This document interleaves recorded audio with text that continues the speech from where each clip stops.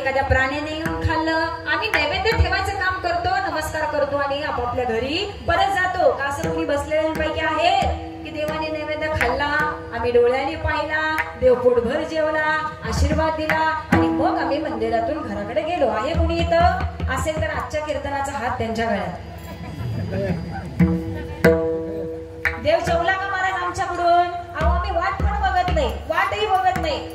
नैवेद्य तर असा सुंदर असतो की तो देवाच्या तोंडात जातो, नाकात जातो, कुठे जातो काही माहित नाही, का नुसतंच पाणी दाखवून माघारी येतो. आता प्रत्येकाचा भाव आणि श्रद्धा आहे महाराज, ठीक आहे ना. परंतु देवाला वाटतं माझ्या प्रेमाचा भक्त माझ्या समोर असावा. आपण ज्या स्थानावरती आहात मायबाप, हे तीर्थक्षेत्र संगमेश्वर नावाने आपल्या सातारा जिल्ह्यामध्ये प्रसिद्ध आहे, ठीक आहे ना. दक्षिण काशी असंही आपल्या स्थानाला म्हटलं जातं, ठीक आहे ना. 144 वर्षानंतर आलेला महाकुंभ मेळा कुठं चालू आहे? प्रयाग मध्ये, ठीक आहे ना. कोण कोण जाऊन आलं? हात वर करा बरं, 1-2 मिनिटं. कोण कोण आलं? आपण गेला होता बा, आपण गेला होता. इकडे कोणी माग? हा, आजी जाऊन आल्या. झाले 3 मेंबर. बरं ऐका, पुढे ऐका, ठीक आहे ना. सुंदर असा कुंभमेळा प्रयागराज मध्ये चालू आहे. आता पुन्हा कधी प्रयागराजचा कुंभमेळा येईल आपण सांगू शकत नाही, परंतु खूप असा अनमोल आणि तुमच्या आमच्यासारख्या भक्तांना ही सुवर्ण संधी होती महाराज, ठीक आहे ना. पुन्हा पुन्हा सांगा असं वाटतं, शास्त्र असं सांगतं, ज्या लोकांना तिकडं जाणं झालेलं नाही, ज्या लोकांना, ऐकताय का इकडं? ऐकताय ना? ज्या लोकांना तिकडं जाणं झालेलं नाही, प्रयागला जाऊ शकलेले नाही, तिथं कसला संगम आहे? त्रिवेणी संगम आहे, बरोबर आहे ना महाराज. आपल्याकडे काय आहे? दोन्ही नद्या एकत्र आल्या ना, आणि तिसरी नदी ही आपली आत्मरूपी नदी असावी.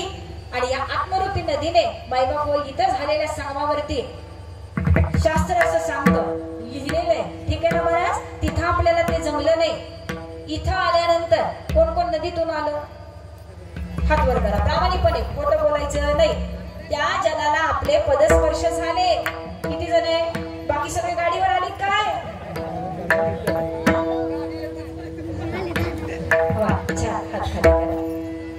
या नदीतून वरती येताना संगमाचं दर्शन घेईल.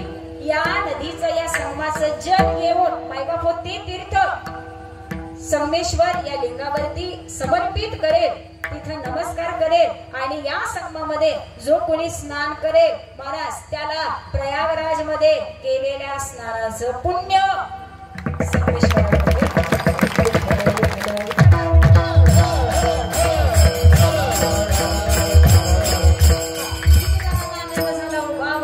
प्रयागराजला 7,000 10,000 घालून जायची गरज नाही. आपण प्रयागराज मध्ये आहोत, ठीक आहे ना. फक्त नाव विसरून जा, आपण संगमेश्वरावरती, ठीक आहे ना. प्रयागराज मध्ये आहे ना आपण. मग जाताना आता कोण कोण स्नान करणार? जाताना प्रसाद घ्यायचा, सुंदर कीर्तन ऐकायचं आणि जाऊन नदीत बसायचं, ठीक आहे ना. तिथं संगमावरती स्नान करायचं आणि मग आपापल्या घरी. तिथं एवढी गर्दी आहे महाराज, मरणाची गर्दी आहे तिथं. एवढी लोकांची घाईत, ते साधू महाराज, ते संत, सगळ्यांना आपण लाईव्ह सगळं टीव्ही वरती बघत आहात महाराज, ठीक आहे ना. चेंगरा चेंगरी व्हावी, बरीच लोक त्यामध्ये जावी, त्याच्यापेक्षा आपल्या इथं बरं आहे, ठीक आहे ना. त्या गोडभर पाण्यात आपण येतोय वरती. मग छान जाताना स्नान करा आणि ते पुण्य पदरी पाडा.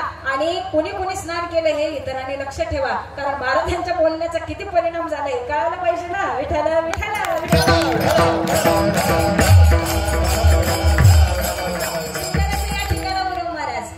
लक्ष्मण दोघे बंधुराजी येत होते महाराज, ठीक आहे ना.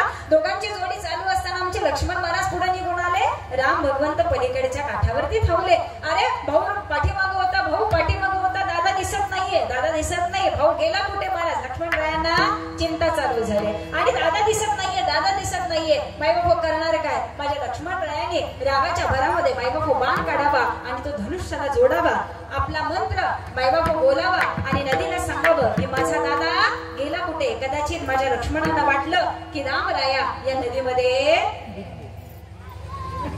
नदीलाही सांगावं माते माझ्या दादाला परत कर, माझ्या दादाला परत कर. 3 वेळा बोलले. राम दादा काय वरती आलेले नाहीत महाराज. आता मात्र लक्ष्मण म्हणाले नाही नाही, जोपर्यंत माझा भाऊ वरती येत नाही तोपर्यंत मी इथून हलत नाही आणि मी शाप देतो आणि शाप देऊन महाराज तो बाण जसा त्यांनी धनुष्याला लावला आणि तो बाण मारणार एवढ्यात भगवंत वरती आले महाराज आणि देवाने सांगितलं मला मातेनं गिळंकृत केलेलं नव्हतं, मी पलीकडे होतो, आमच्या गप्पा चालू होत्या, आधी माझ्या शक्तीशी बोललं, मैबाप सुरू असताना आता लक्ष्मण म्हणाले ठीक आहे माझा भाऊ तर परत आला परंतु माझ्या मुखातनं गेलेले शब्द मला परत माघारी घेता येणार नाही. परिणाम असा झाला की आता हा बाण सोडायचा कुठं, ठीक आहे ना महाराज, हा बाण सोडायचा कुठं. त्यावेळी महाराज एक जणांनी सांगितलं की हा बाण भगवंतांनी सांगावं की हा बाण या शिवलिंगावरती सोडावा. ज्यावेळी माईबापो लक्ष्मणाने तो बाण या शिवलिंगावरती सोडला आजही त्या बाणाची सुवर्ण रेखा या शिवलिंगावरती आहे म्हणून हे स्थान संगमेश्वर या नावाने प्रसिद्ध व्हावे ठरले.